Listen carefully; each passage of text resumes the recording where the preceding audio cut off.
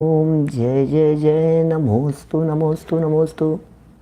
नमो अरिहंताणम, नमो सिद्धाणम, नमो आर्याणम, नमो उवज्जायाणम, नमो लोये सव्यसाहुणम। ओकारं बिंदु संयुक्तं नित्यं ध्यायन्ति योगिनः, कामदं मोक्षदं चैव ओंकाराय नमो नमः। अविरल शब्द घनोग प्रक्षालित सकल भूतल मलकलंकः, मुनिभिरुपासित तीर्था सरस्वती हरतु नो दुरितान्। अज्ञानतिमिरान्धानां ज्ञानाञ्जनशलाकया चक्षुरुन्मिलितं येन तस्मै श्रीगुरुवे नमः। श्रीपरं गुरुवे नमः। परम्पराचार्य गुरुवे नमः।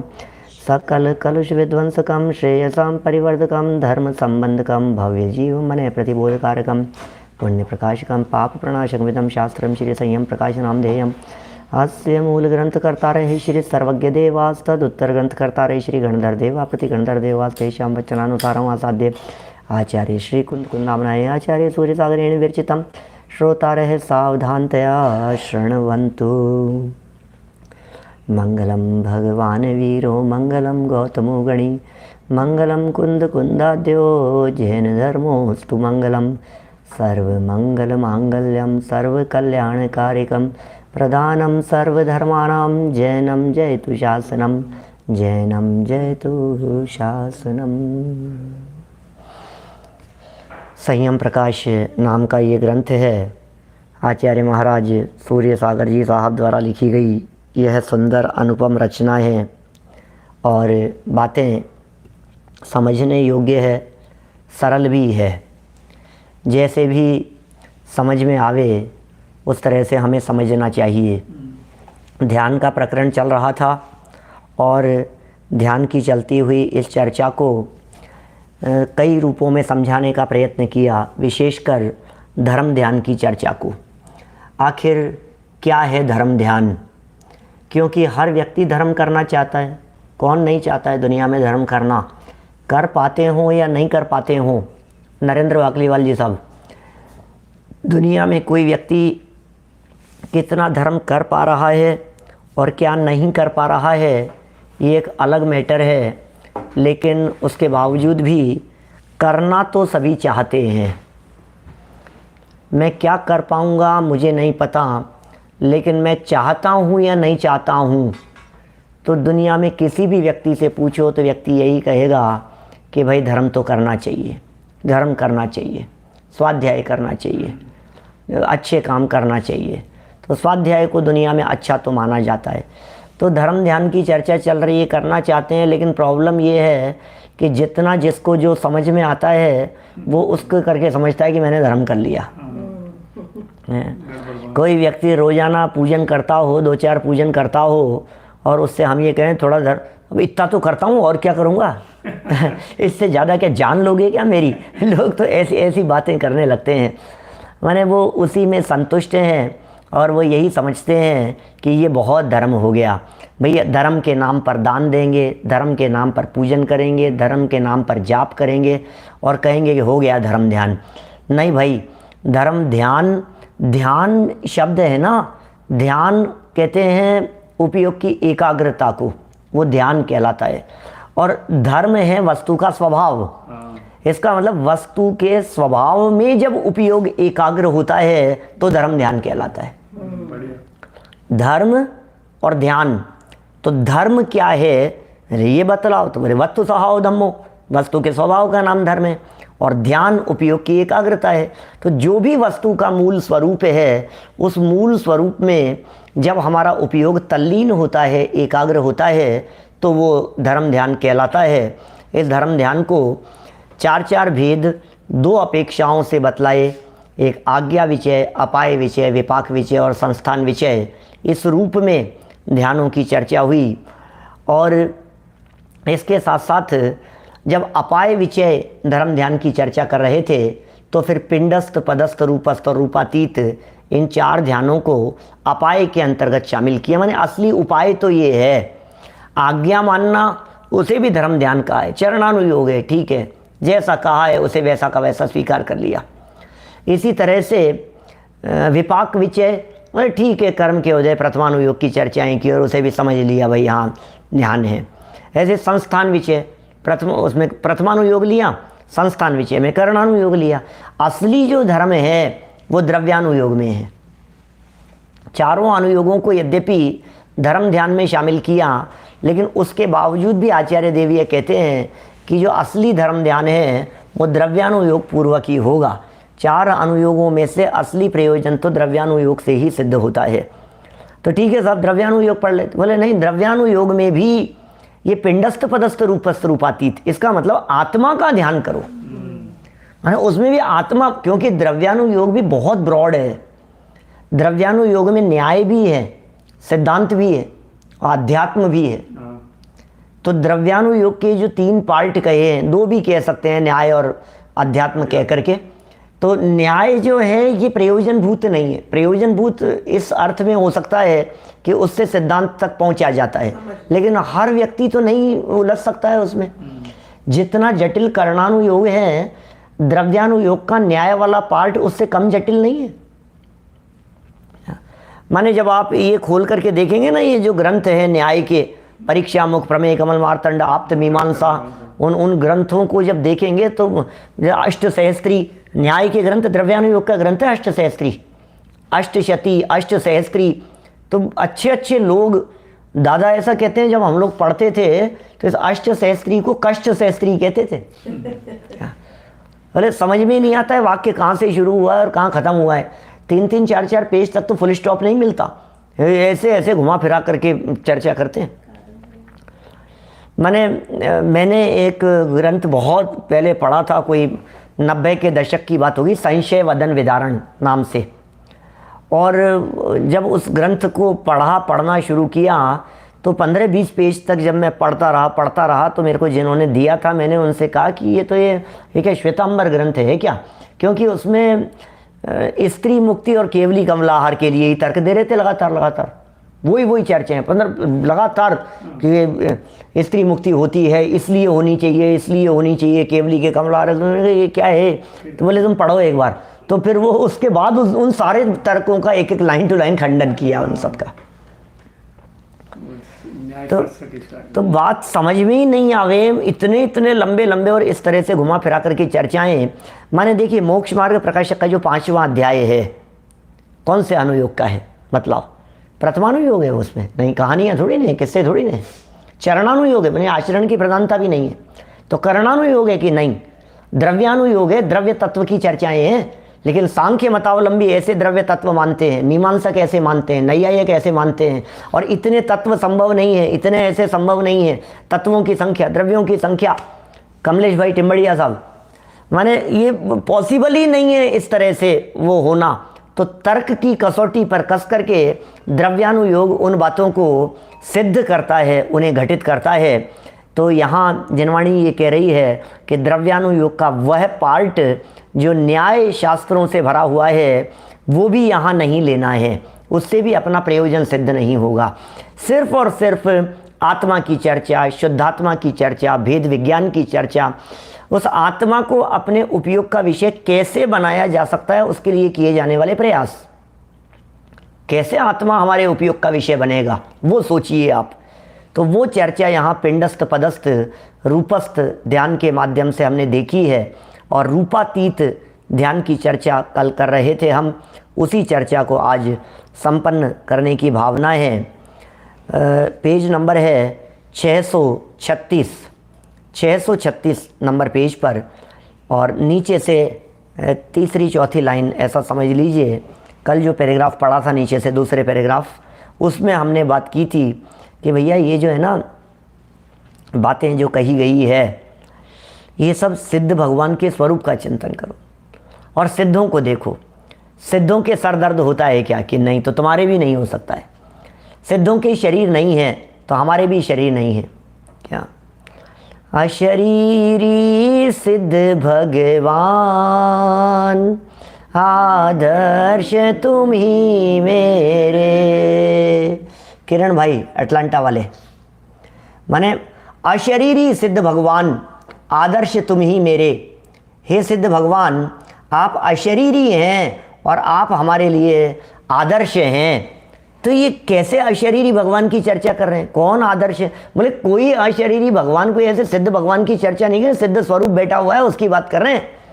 अंदर में सिद्ध स्वरूप को देख भाई प्रियंक शास्त्री जी, अंदर में सिद्ध सिद्ध बैठे हुए हैं, अंदर में अंतर्मुख हो, देख तुझे सिद्ध प्रभु के दर्शन होंगे।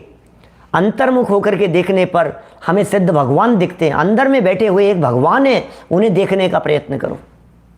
परमात्मा बाहर नहीं, परमात्मा अंदर भी दिखेंगे, अंदर भी मिलेंगे आपको परमात्मा। देखो तो सही एक बार उन अंदर के परमात्मा को। योग सार में करीब 50 गाथा के आसपास, 45 50 40 45 42 44 गाथाओं में, उन गाथाओं में ये कहा, जिन देव बाहर नहीं रहते, जिन देव अंदर रहते हैं। जिन मंदिर में देव नहीं है, तन मंदिर में देव है। अंतर्मुख हो देख स्वयं तू महादेव स्वयमेव है। बाहर के क्या कहते हैं, जिन मंदिर में देव नहीं है, अंदर देह, देह देवल में रहे जिन देव निश्चय जानिए। निश्चय से जिन देव अंदर रहते हैं। जिन देव तन मंदिर रहे, जन मंदिरों में, 3-4 गाथाएं हैं ऐसी। जिन देव तन मंदिर रहे, जन मंदिरों में खोजते, हंसी आती है कि मानो सिद्ध भोजन खोजते। लो ये स्वयं सिद्ध है ये, और भोजन खोज रहा है, भोजन तलाश रहा है। संजीव जी साहब पर्सनल परमात्मा है, अपना पर्सनल परमात्मा, मेरा पर्सनल भगवान मेरे अंदर में मौजूद है। किसके दर्शन करने के लिए? दूसरों के भगवान के दर्शन करने के लिए तो गया, दूसरे भगवान के दर्शन तो बहुत बार किए और अपने भगवान को भूल गया। ये कारण परमात्मा की बात कर रहे हैं, उसका ध्यान करने के लिए कह रहे हैं। रोग पीड़ा से रहित, पुरुषाकार, अमूर्त है, गंध स्पर्श आदि से रहित है, ऐसे सिद्ध प्रभु का ध्यान करो। तो कैसे हैं वे सिद्ध परमात्मा? तो देखिए नीचे लास्ट पैराग्राफ, नई पंक्ति से बात को हम शुरू करते हैं। जो परमात्मा निष्कल, निष्फल लिखा है, निष्कल होना चाहिए। जो परमात्मा निष्कल, कल माने होता है शरीर। वैभव गोदा जी पुणे ये लिख रहे हैं, कल माने शरीर होता है, तो निष्कल माने देह रहित, विशुद्ध माने अर्थात द्रव्य कर्म, भाव कर्म और नौ कर्म से रहित। 2 शब्द हो गए, निष्कल, निष्फल और विशुद्ध। कौन से परमात्मा की चर्चा है? उन परमात्मा की चर्चा है जो परमात्मा निष्कल हैं और विशुद्ध हैं।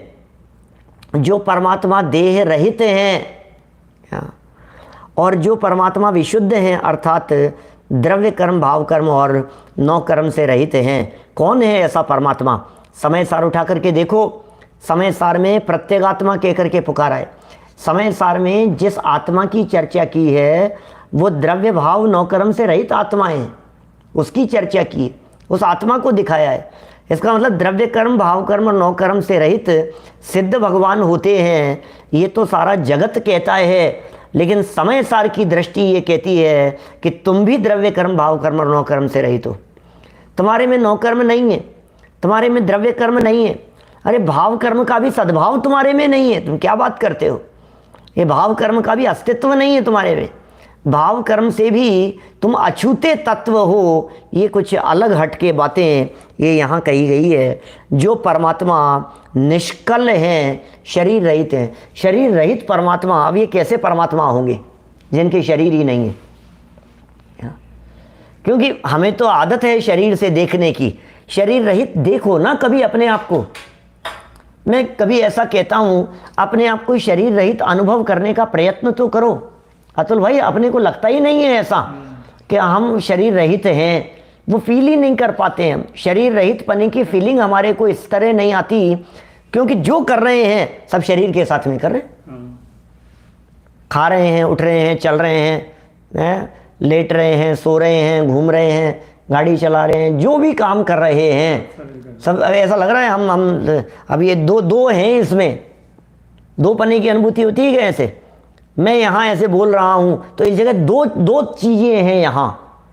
इस जगह जो बोलने की क्रिया हो रही है इसमें शरीर अपना काम कर रहा है, भाषा वर्गणाएं अपनी काम कर रही है, और उसके साथ में प्रवर्तमान एक ज्ञान तत्व वो अलग काम कर, ये दो हैं न्यारे न्यारे, हमें ये द्वैत पने की अनुभूति नहीं होती। सुनील जी सर्राफ साहब बोलो। मैंने मरपच करके भी ये बात स्वीकार करने के लिए 23वें कलश में कही है, आई कथम अपि मृत्वा, लेकिन लगता ही नहीं है, फीलिंग में नहीं आती है ये बात, दिन रात ऐसा ही लगता है, यही तो हूँ, यही तो हूँ, ऐसा ही तो है। अब चल रहा हूँ तो क्या दो चल रहे हैं क्या? मैं चल रहा हूँ तो शरीर अलग चल रहा है और आत्मा अलग चल रहा है, ये दो चल रहे हैं क्या? कभी कभी चलते समय ऐसा फील करने की कोशिश करो, महसूस करने की कोशिश करो कि हम चल रहे हैं और चलते चलते हम ऐसा सोचें कि मैं, शरीर अलग चल रहा है और मैं ज्ञानवान तत्व, ज्ञायक तत्व, ज्ञान से इस चलते हुए शरीर को देख रहा हूं बगल में खड़ा होकर के, ऐसा हो सकता है? क्या वेद विज्ञान का शरीर चल रहा है, क्रियावर्ती शक्ति है ना शरीर में, अनंत पुद्गल परमाणु में अपनी क्रियावर्ती शक्ति है ना, तो शरीर का गमन तो अपनी क्रियावर्ती शक्ति से हो रहा है भाई। मोक्ष, ये शरीर का गमन, शरीर की क्रिया, शरीर का हस्तक्षेप, शरीर का हलन चलन, ये सब अपनी निजी क्रियावर्ती शक्ति से हो रहा है ना। तो मैं तो नहीं चलाता हूं शरीर को, शरीर के चलने की क्रिया का करता तो मैं नहीं हूं, तो फिर शरीर ही चल रहा है, आत्मा नहीं चल रहा है क्या? आत्मा भी तो चल रहा है, वो अपनी क्रियावर्ती शक्ति से चल रहा है। मैंने कभी बात ऐसी कहते हैं अपन, देखो उदाहरण से यदि अपन बात करें तो ट्रेन में चलते समय जब ट्रेन चल रही होती है तब आप क्या कर रहे होते हैं? तो कहेंगे हम तो बैठे हैं, हम थोड़ी ना चल रहे हैं। तो जनवाणी ये कह रही है जिस स्पीड से ट्रेन चल रही है उसी स्पीड से आप भी चल रहे हैं, उसी स्पीड से आपका जो लगेज वहां रखा हुआ है वो भी चल रहा है। क्या बात कर रहे हो, लगेज तो पड़ा हुआ है। अरे भाई, यदि वो रुका रह जाए, वो चले नहीं, उस स्पीड से गमन नहीं करे तो चीज पीछे छूट जाएगी। कभी कोई सामान ऐसे रखा हुआ हो दरवाजे पर क्या, और यदि वो नहीं चले, गिरे, तो वो छूट जाता है, ट्रेन की स्पीड से जो नहीं चल पाता है वो पीछे रह जाता है। कभी ऐसा फील किया होगा बाइक पर, स्कूटर पर, टू व्हीलर पर, जब आप बैठ करके चलाया, किसी भी आपका ध्यान नहीं था, हैं आप बैठे हैं, आपका ध्यान नहीं है, उसके लिए आप प्रिपेयर नहीं है चलने के लिए, आगे वाले ने चला दी तो एकदम पीछे गिरता है कि नहीं? इसका मतलब आप उस स्पीड से नहीं चल पाए तो पीछे रह गए। आप अपने माइंड से और यह शरीर उस रूप अपने आप को जोड़कर उसी गति से गमन करे तब जाकर के वो बैठा रह सकता है, टिका रह सकता है। उसी स्पीड से जब गमन होगा तब। तो शरीर भी गमन कर रहा है, आत्मा भी गमन कर रहा है, ये दो क्रियाएं एक साथ हो रही है। द्विक्रियावादी की चर्चा अभी समय सार में की हमने, अभी करेंगे कल और उसकी चर्चा द्विक्रियावादी की। यहाँ यही बतलाना, अपने आप को शरीर रहित अनुभव करो, द्रव्य कर्म रहित अनुभव करो। सबसे बड़ी चीज है शरीर से भिन्न अनुभव करना। सेकंड लेवल पर आता है कर्म से रहित देखना, और वेद विज्ञान का तृतीय चरण है भाव कर्म से भी रहित देखना। तो सिद्धों जैसा ध्यान करने की बात कर रहे हैं, तो कैसे होते हैं सिद्ध? कि सिद्ध में ये तीन चीजें नहीं होती, तो आत्मा में है क्या नहीं है? समय सार खोल करके देखो तो आपको पता लगेगा आत्मा में भी ये सब नहीं है। तो जैसे सिद्धों में नहीं है उसी तरह से यहाँ आत्मा में नहीं है, तो आत्मा भी उनसे रहित है। तो दो चीजों से रहित कहा, जो परमात्मा, चर्चा तो यहाँ सिद्धों से कर रहे हैं उल्लास भाई, चर्चा तो यहाँ सिद्धों से कर रहे हैं, लेकिन सिद्धों से चर्चा करते हुए भी दिखाना आत्मा को है। अभी कहेंगे स्पष्ट शब्दों में ये बात, जिसमें किसी प्रकार की हीनाधिकता भी नहीं है, कोई हीनाधिकता नहीं है। इसका मतलब विकास भी नहीं होता और ह्रास भी नहीं होता, उसकी बात कर रहे हैं। नहीं साहब, अब इसमें क्या वृद्धि हो जाएगी, क्या घटेगा, क्या बढ़ेगा? बोले कुछ घटने बढ़ने का काम नहीं, जो जैसा है वैसा है, फिक्स है वैसा ही, उसे हीनाधिकता भी नहीं है। जगत गुरु ओहो चैतन्य स्वरूप हैं, उसके ध्यान को रूपातीत ध्यान कहते हैं। जो जगत गुरु हैं, गुरुओं के गुरु हैं, जिनसे ऊपर कोई गुरु नहीं है, ऐसे जगत गुरु के ध्यान को, ऐसे जगत गुरु के ध्यान को सिद्धों का ध्यान कहेंगे। ऐसा जगत गुरु का ध्यान ये कहलाएगा रूपातीत ध्यान। रूपातीत माने अरूपी। रूपातीत शब्द को दूसरे शब्दों में शॉर्ट में कहेंगे, क्या अरूपी कहेंगे। तो बोले अरूपी का ध्यान करो। क्या अरूपी का ध्यान कैसे करें? कभी कभी किसी से बात करते हैं तो लोग ऐसा कि जो दिखता नहीं है उसको देखो, तो जो दिखता नहीं है उसको कैसे देखेंगे? अपनी ये जो एक्चुअल में क्या है, भाषा की वजह से भी काफ़ी कन्फ्यूजन है। अपन बोलते हैं आत्मा को देखो, आत्मा को देखो, तो हम वैसे देखना चाहते हैं जैसे दुनिया को देखते हैं। वैसा नहीं दिखता आत्मा। फिर कहते हैं आत्मा दिखता नहीं है, आत्मा दिखता नहीं है। फिर अंदर होकर के देखो, अंतर्मुख होकर के देखो भाई आत्मा को। अब अंदर झुक करके कैसे देखूं आत्मा को? समझ में नहीं आता हमारे को आत्मा कैसे देखें। अंत ने अंदर में देखो, अंदर में तो कहाँ से देखूं? मुंह में से देखूं, अंदर देखूं, कहाँ से देखूं? आत्मा कैसे देखूं? अरे भाई, तुम जो आत्मा को अंधकार रूप देखना चाहते हो, तुम जो आत्मा को प्रकाश रूप देखना चाहते हो, तुम जो आत्मा को ऐसा देखना चाहते हो कि कोई ना कोई रूप दिखे उसका, ये आत्मा ऐसा दिखने वाला तत्व ही नहीं है। आत्मा को देखो जब ये कहा जाता है तो उसका असली अर्थ ही होता है आत्मा को जानो। क्योंकि आत्मा का देखना माने जानने को ही देखना कहते हैं, जानने के अलावा और कुछ नहीं है। हमें देखना कहते ही हमें चक्षु इंद्रिय दिखती है। हमने कहा देखो भैया देखो, तो चक्षु इंद्रिय दिखाई देती है कि देखो देखो, देखा क्या आपने? आंखें तो बंद है, कैसे देखोगे? तो बंद आंखों से भी देखा जाता है, बंद आंखों से देखा जाता है। और मैं आंखों से देखता कहाँ हूं? मैं तो ज्ञान नेत्र से देखता हूं। क्या आंखें खुली हो या हो बंद, लेकिन फिर भी दिख जाता है या नहीं? ज्ञान से देखो, प्रयत्न करो ज्ञान से देखने का। उस ज्ञान से देखने को वो जो चैतन्य स्वरूप है, जो जगत गुरु दिखाई देगा आपको, चैतन्य तत्व, उसका ध्यान करना, ये रूपातीत ध्यान कहलाता है। अब सिद्ध भगवान कैसे हैं और सिद्धों से आत्मा का मिलान कैसे करें, और सिद्धों से आत्मा का मिलान करते हुए ध्यान कैसे करें, वो यहाँ समझाना चाहते। पहले सिद्ध दिखाएंगे आपको, और सिद्ध दिखाएंगे माने ज्ञान में दिखाएंगे कि सिद्ध ऐसे हैं। यहाँ भी जो चर्चा की है कि भाई द्रव्य कर्म से रहित हैं सिद्ध भगवान, या समझ लीजिए शुद्धातम है मेरा नाम, इस कविता में जो बड़े दादा ने चर्चा की है, उसमें जो बातें बतलाई है वो हैं असली बातें। उसे जानने की कोशिश करो कि आत्मा कैसा है। वो परमात्मा का स्वरूप भी है, वो सिद्ध भगवान का स्वरूप भी है, और वो आत्मा का स्वरूप भी है। उसमें जो लिखा है ना, शुद्धात्म है मेरा नाम, मात्र जानना मेरा काम, मुक्तिपुरी है मेरा धाम। मुक्तिपुरी है तुम्हारा धाम, तो जयपुर किसका है? मुक्ति मेरा धाम तो मुक्तिपुरी है। मुक्तिपुरी है मेरा धाम, मिलता जहाँ पूर्ण विश्राम, जहाँ भूख का काम नहीं है, जहाँ प्यास का नाम नहीं है, खांसी और जुखाम नहीं है, आदि व्याधि का काम नहीं है। दीपेश जी, कौन है ऐसा?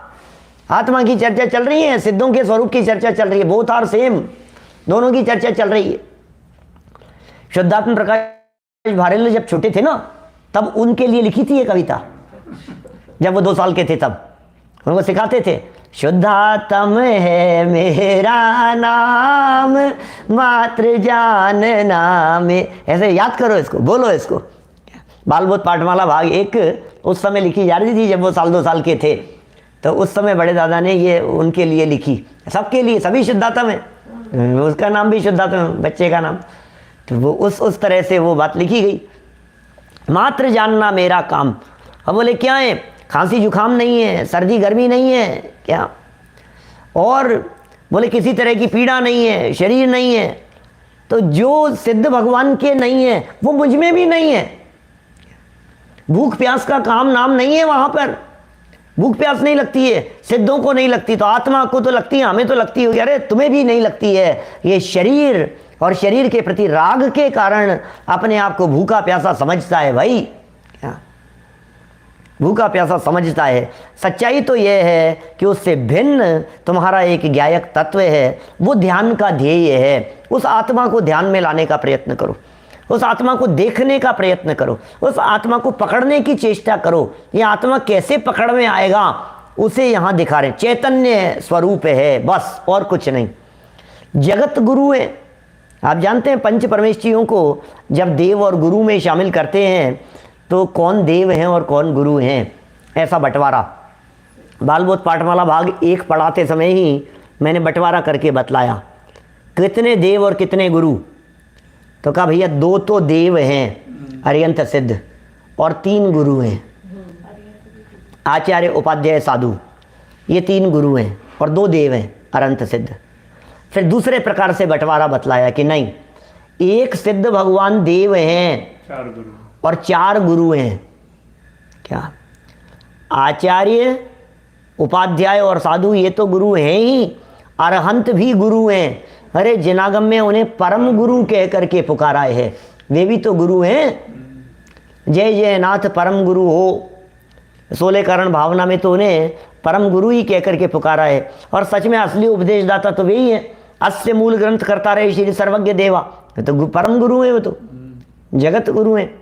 अभी इसके अतिरिक्त भी भाई शास्त्री जी, इसके अतिरिक्त भी 5 ही परमेष्ठियों को भी गुरु कहने वाले वचन हमारे यहाँ जनागम में मिलते हैं।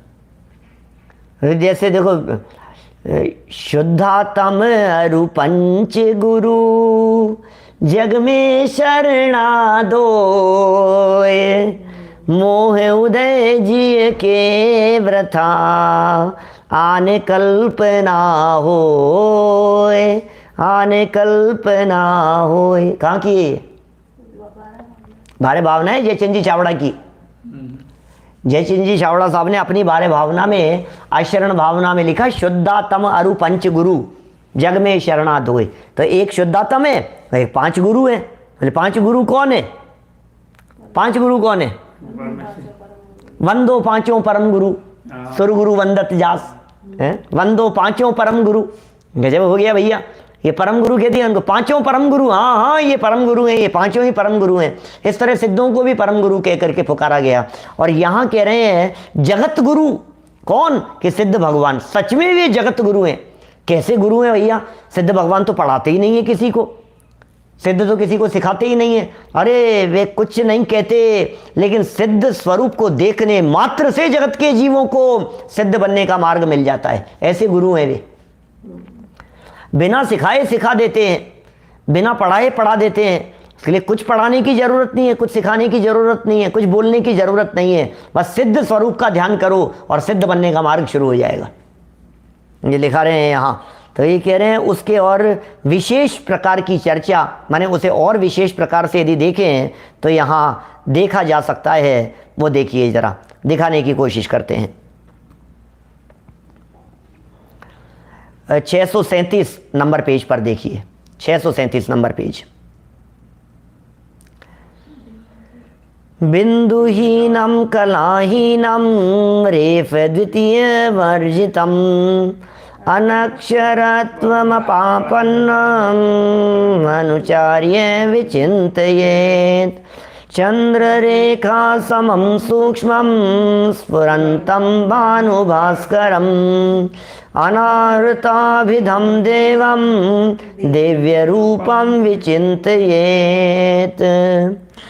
ये जो सिद्ध चक्र बनता है ना, सिद्ध चक्र, जिसमें सिद्धों का ध्यान किया जाता है, ये सिद्धों का ध्यान करते समय उसे रूपातीत ध्यान कहते हैं उसे। और सिद्ध चक्र कैसे बनता है और सिद्ध भगवान कैसे देखे जाते हैं।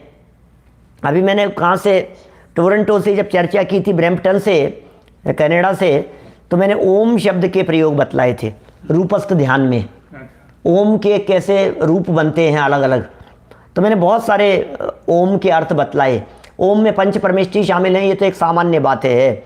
लेकिन ओम के और, ओम में दिव्य ध्वनि का प्रतीक है ओम, तो ओमकारमयी दिव्य ध्वनि।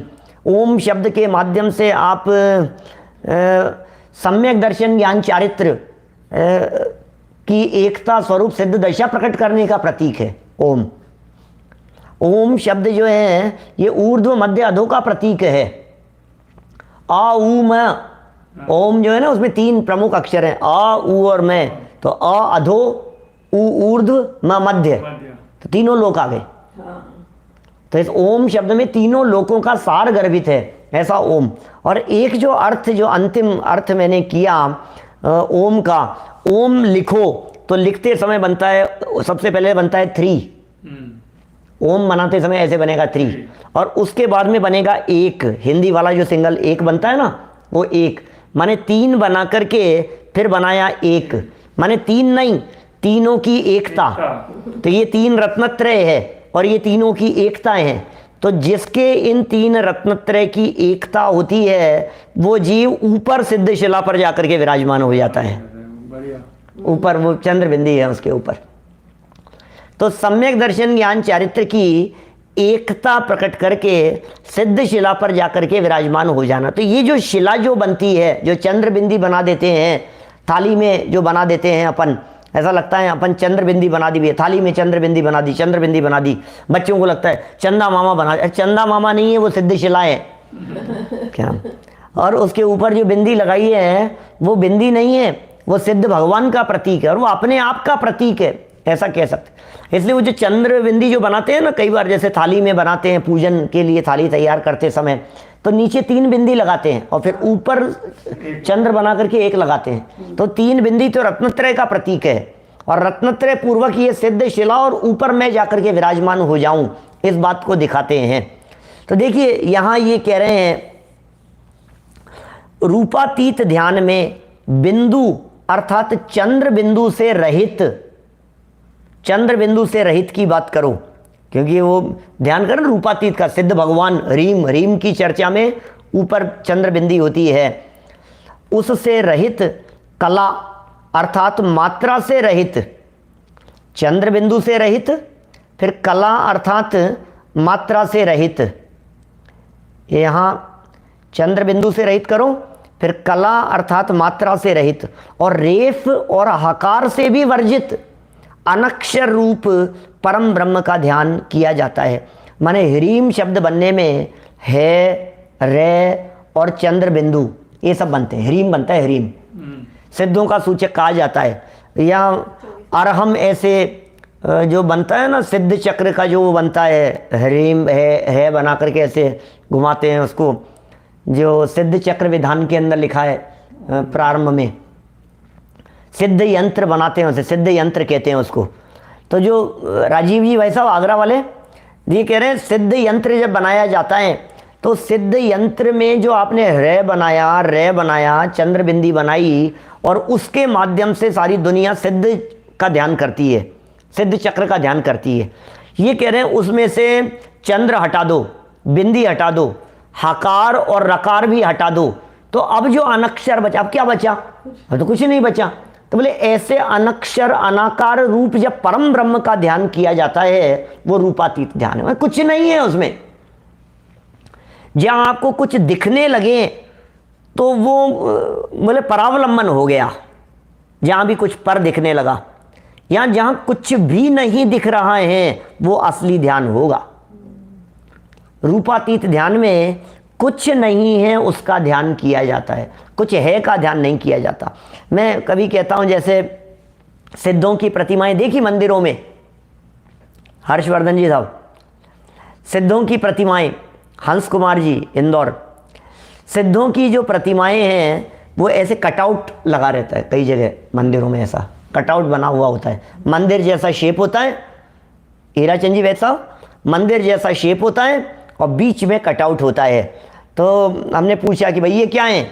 बोले सिद्ध भगवान की प्रतिमा। मैंने कहा ये सिद्ध कहाँ है? बोले ये बनी हुई है ना ये। बोले नहीं, जो दिख रही है वो सिद्ध नहीं है, इसमें जो नहीं दिख रहा है वो सिद्ध है। क्या बहुत सारे लोग उसका भी प्रक्षाल करते हैं, वो सिद्ध का, अरे वो है ही नहीं, तुम किसका कर रहे हो, वो तो निराकार है।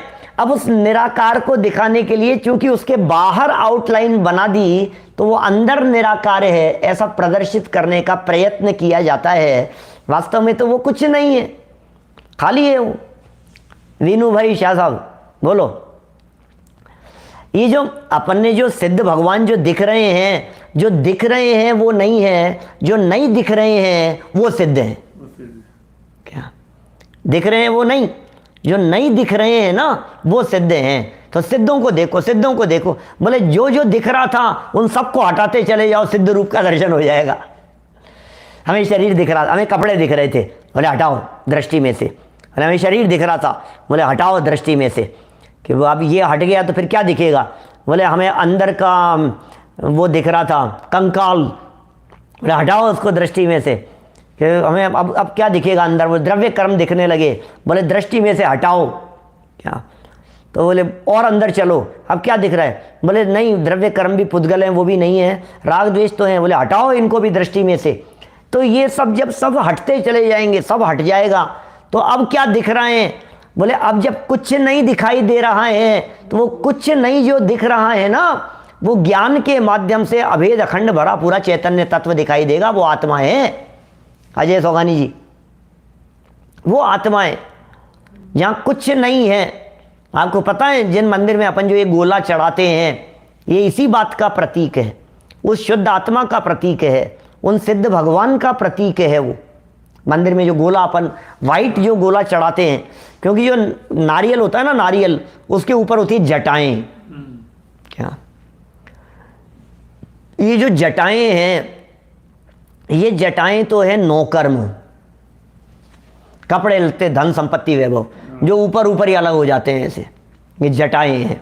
अलग कर दो इसको, पहले जटाएं हटाओ। अब जो लकड़ी का उसके ऊपर आवरण रह गया है जटाओं के बिना वाला, बोले वो क्या चीज है? बोले वो है शरीर। जटा तो अलग कर दी आपने, अब शरीर है, तो शरीर से भी अलग करो। या द्रव्य कर्म है, वो चिपका है उसके साथ में, बहुत चिपका हुआ सा दिखता है, तो द्रव्य कर्म से अलग करो। फिर लकड़ी का हटा दिया, अब जो अंदर बच गया है अब तो वो उसका पार्ट जैसा ही दिखता है। बोले वो भाव कर्म है, तो पहला नौ कर्म हटाओ, फिर द्रव्य कर्म हटाओ, और फिर भाव कर्म को हटाओ।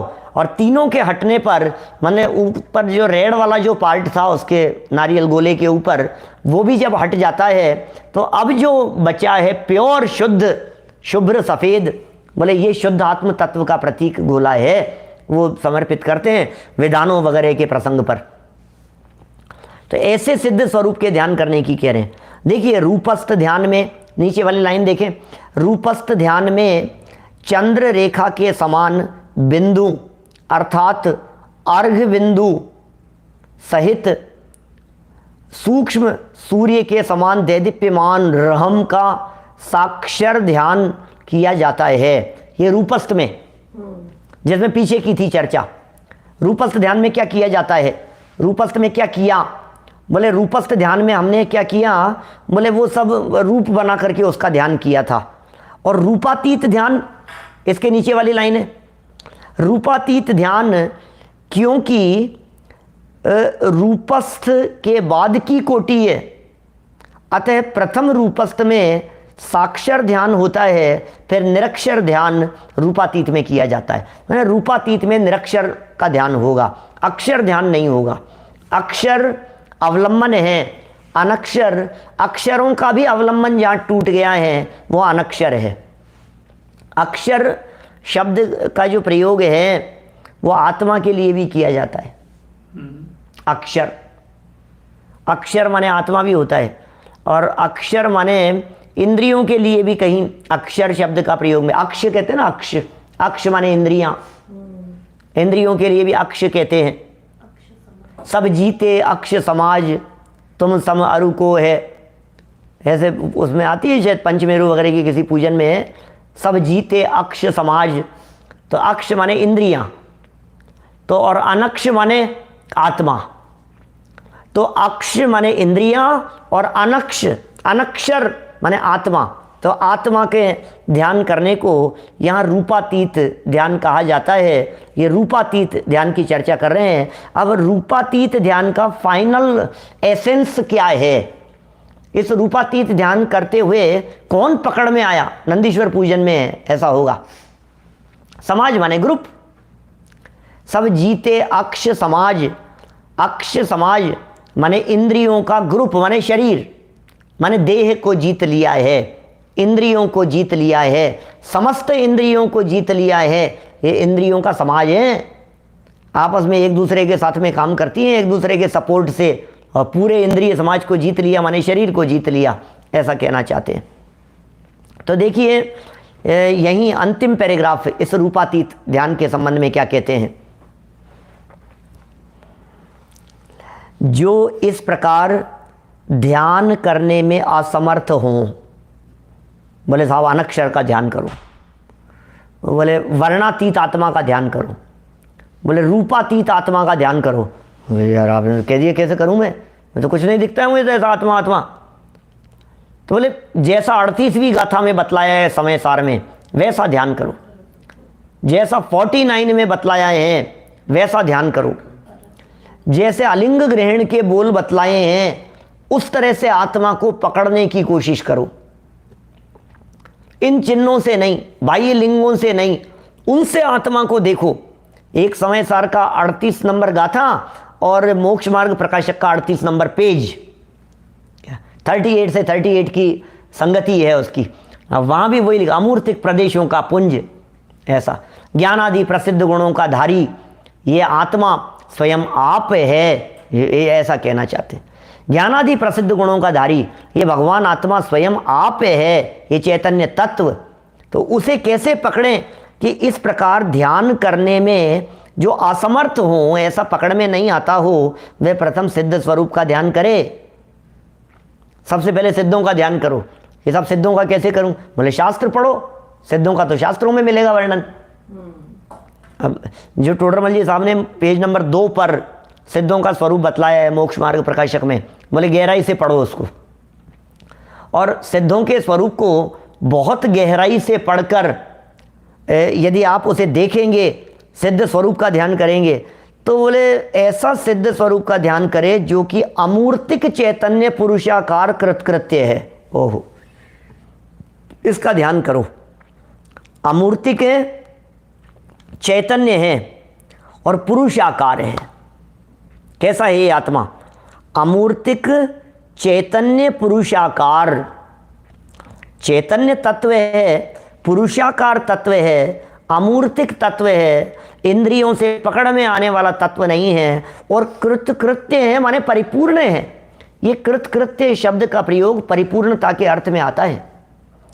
जो परिपूर्ण होते हैं उनको करना कुछ न रहा, ऐसा होता है। कृतकृत्य माने करना कुछ नहीं है, बस। कृत्य, कृत माने काम, और कृत्य माने करने योग्य, और कृत माने कर लिया। कृत माने कर लिया, और कृत्य माने करने योग्य। कृत, कृत्य, करने योग्य, कर लिया। बोले अब कुछ करना नहीं है। जिन्हें कुछ करना नहीं है वे कृतकृत्य कहलाते हैं। कुछ करना न धरना, मगन रहना। हमारे अचल जी हैं केला ब्रह्मचारी कैलाश चंद जी अचल साहब, वे बहुत बोलते हैं कुछ करना न धरना, बस कुछ नहीं करता धरता नहीं है, ऐसा पुरुषाकार कृतकृत्य है। ऐसा भी है, करना धरना किसका बंद होता है? जिसकी पूर्णता प्राप्त हो गया। क्या करना है, अब तो हो गया सब। पूर्णता की प्राप्ति हो जाने पर कुछ करने धरने का विकल्प नहीं होता, इसलिए वो कृतकृत्य है। और अपनी आत्मा को सिद्ध मानकर ही ध्यावे। ये पूरा निचोड़ कह दिया यहां पर। अपनी आत्मा को सिद्ध मानकर ही ध्यावे। मम स्वरूप है सिद्ध समान। ये कैसे आई है, ये कहां से आई है ये पंक्तियां? ये रूपातीत ध्यान है। मम स्वरूप है सिद्ध समान, अमित शक्ति सुख ज्ञान निधान। क्या बात कर रहे हो आप? मम स्वरूप है सिद्ध समान, अमित, मित माने थोड़ी सी, मित हित मित प्रिय, मित माने थोड़ा, और अमित माने थोड़ा नहीं, परिपूर्ण। अमित शक्ति माने परिपूर्ण शक्ति, और ज्ञान का जो निधान है, ऐसे चैतन्य आत्म तत्व के संबंध में कह रहे हैं, अमित शक्ति सिद्ध समान सदा पद मेरो। मेरा जो स्वरूप है, सदा मेरा जो पद है वो सिद्धों जैसा ही है। सिद्ध समान सदा पद मेरो, मैं तो सिद्धों के समान हूं। सिद्धों की श्रेणी में आने वाला जिनका नाम है, ऐसे अपने निज चेतन को बारंबार प्रणाम है। ऐसे उन सब मुनिराजों को, मुनिराजों को तो आप कहते हैं, मुनिराजों को तो भजन गाने वाले कहते हैं, ऐसे उन सब मुनिराजों को हम तो क्या कहते हैं, ऐसे अपने निज चेतन को, ऐसा मैं सिद्ध ही हूं। सिद्धों की श्रेणी में आने वाला जिनका नाम है, क्या ऐसे अपने निज चेतन को बारंबार प्रणाम है। ऐसा सिद्ध स्वरूप। अरे भैया, अपने आप को सिद्ध से कम यदि आप विचार कर रहे हो, आप अपराधी हो, जनवाणी के अपराधी हो। जनवाणी माँ आपको सिद्ध कह रही है, वीतरागी संत आपको सिद्ध कह करके पुकार, अरे तमें परमात्मा छो, अरे तमें सिद्ध छो भाई, तुम सिद्ध हो, सिद्ध ही हो आप, सिद्ध से कम नहीं कि साहब फिर ये संसार, अरे संसार दशा तो दिख रही है, जो दिख रही है उसे दिखाया नहीं जाता। सभी ये बताने की जरूरत है क्या कि मैं संजीव गोधा हूं, रचा पचा है, कूट कूट करके भरा है अंदर से, डॉक्टर संजीव कुमार गोधा। अच्छा, तो ये तो क्या नई बात बतला रहे हो, बच्चा बच्चा जानता है, इसमें क्या है, आपको आपके नाम से पुकारे हैं, ये बताने की जरूरत है। ये तो इतना भर दिया है, 100 बार याद नहीं रहता था। बेटा क्या नाम है, बेटा क्या नाम है तेरा। 1.5 साल का बच्चा, साल भर का बच्चा जब बोलना शुरू करता है, बार बार उसको तेरा नाम क्या है, नाम क्या है, ये कौन है, वीर कौन है बार बार में, तो उसको ऐसे ऐसे याद कराते हैं। अब ये मेरे दिमाग में मेरे माता पिता ने संजीव संजीव संजीव संजीव संजीव ऐसा भर दिया है, अब वो सोते उठते बैठते वो निकलता ही नहीं है वो। क्या तो क्या करें साहब, ये नाम याद नहीं करें, क्या बताएं हमारे को, अब करने के नहीं करें मैं कुछ नहीं कहना चाहता, लेकिन मैं वो नहीं हूं जो नाम याद कराया गया है। मेरा स्वरूप कुछ और है। ये आत्मा को सिद्ध मान कर ही ध्यावे। ध्यान करने वाले ध्याता पुरुष की तरफ से बात कर रहे हैं, सिद्ध मान कर ही ध्यावे, ऐसा ध्यान करे कि मैं ही परमात्मा हूं। बोलो, ये गुरुदेव का वाक्य नहीं है? ऐसा ध्यान करे मैं ही परमात्मा हूं, हिंदी में कह दिया हूं परमात्मा छू, और मैं ही परमात्मा हूं, और क्या है, मैं ही सर्वज्ञ हूं। तो तुम सर्वज्ञ हो, अल्पज्ञ तो दिख रहे हो साफ साफ, अरे सर्वज्ञ हूं मैं, सर्वज्ञत्व शक्ति है मुझ में, मैं त्रिकाल ज्ञायक भगवान आत्मा हूं, अंदर देह देवालय में विराजमान, मैं ही सर्वज्ञ हूं और मैं ही कृतकृत्य हूं, विश्व विलोकी, निरंजन, स्थिर स्वभाव, परमानंद भोगी। क्या क्या एक एक शब्द कितने गजब के शब्द हैं। कर्म रहित वीतराग, परम शिव और परम ब्रह्म हूं मैं ही।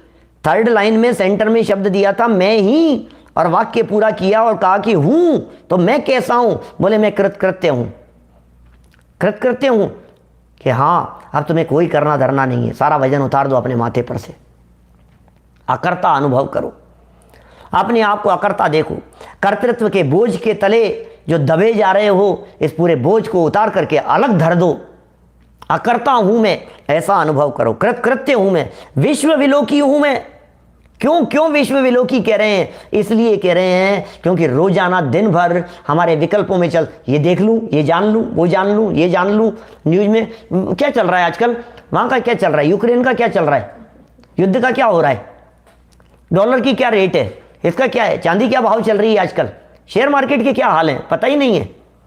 इंडिया में बात करो, भारत मौसम कैसा है जी, बरसात हो रही है कि नहीं हो रही है, हर चीज जाननी है इसको वहां वेदर कैसा है, टेम्परेचर कितना है, वहां कितना मिलेगा, यहां कितना मिलेगा, तो क्या क्या जानना चाहता है। सुन, अरे तू विश्व विलोकी है, तू विश्व विलोकी है। क्या समझ में आ रही है बात। वज्र सेन जी साहब कह रहे हैं तू विश्व विलोकी है, क्या बात कर रहे हो, मैं विश्व विलोकी हूं, संपूर्ण लोकालोक का जाननहार तत्व हूं मैं, इस विश्व में कुछ नहीं करूंगा मैं, सिर्फ जानने वाला हूं। क्या विश्व विलोकी, निरंजन हूं मैं, दुनिया कितनी भी कहते रहे, अरे क्या काला कर दिया मुंह, मुंह काला कर लिया इसने, इसने ऐसा कर लिया, इसने खराब कर लिया। कुछ नहीं भैया, मैं तो सदा काली निरंजन हूँ। और सुनो, हाँ हाँ अभी तक तो बेदाग हो, तुम दाग लगा दिया। अरे भाई स्थिर स्वभाव वाला हूँ। निरंजन के साथ में स्थिर स्वभाव कह करके उस निरंजन पने की परमानेंसी बतला दी। निरंजन हूं और निरंजन ही रहूंगा, ये स्थिर स्वभाव है। इसका मतलब पूरी दुनिया की कायनात मिलकर के भी मुझे विकारी नहीं बना सकती है। ये स्थिर स्वभाव वाला हूं, परम आनंद भोगी हूं मैं। अरे दुख भोग रहा हूँ, अरे बहुत तकलीफ भोग रहा हूँ, अरे पंडित जी साहब क्या बतलाऊँ मैं, हमारी हम ही जानते हैं, हम ही भोग रहे हैं। तुम क्या भोगोगे, तुम क्या जानते हो हैं? ये कह रहे हैं यार तुम तो परम आनंद के भोगी हो, तुम और किसको भोगने की बात करते हो? आनंद के भोगी हो तुम, आनंद का उपभोग करो, तुम तुम्हारा ऐसा स्वरूप है, तुम और कुछ भोगने वाले नहीं हो। अरे मैं तो परम आनंद भोगी हूँ, कर्म रहित हूँ मैं। कर्मों के काल में संसारी जीव को कर्म रहित कह रहे हैं, कैसी बात कहते हैं? संसारी जीव को कर्म रहित हूं मैं, ये चिंतन करो, ये विचार करो। वीतराग हूं मैं कि नहीं प्रभु, तुम तो प्रभु वीतरागी, हमें कब बनाओगे? और वीतरागी प्रभु उतर करके आए, अरे मूर्ख तू भी वीतरागी है, ऐसा स्वीकार कर। तो मेरे दरवाजे पर आकर के ये कहता है प्रभु आप वीतरागी हो, मैं रागी। अरे तू भी वीतरागी है, तू भी वीतरागी है भाई। वीतरागी का स्वरूप बतलाओ क्या होता है? वीतरागी का स्वरूप ये होता है कि करता धरता नहीं है, उन्हें वीतरागी कहते हैं। वीतरागी है ना हमारे। अच्छा भगवान भला करते हैं कि नहीं करते? भगवान किसी का बुरा करते हैं कि नहीं करते? नहीं करते। भगवान किसी को पास फेल करते हैं या नहीं करते? कि नहीं करते। क्यों नहीं करते? तो आपका एक ही जवाब होगा, वीतरागी है। तो मैं तो करता हूं ना, कि नहीं तुम करता नहीं हो, तुम भी करता नहीं हो। जैसे भगवान वीतरागी होने से जगत के कर्ता धर्ता नहीं है, ऐसे ही हम जगत के कर्ता धर्ता नहीं होने से हम भी तो वीतरागी हो गए। मैं वीतरागी हूं, ये कह रहे हैं भैया मैं वीतरागी हूं। परम शिव हूं, शिव नहीं परम शिव हूं। कौन से शिव की बात करें? और परम ब्रह्म हूं, ऐसा मैं हूं।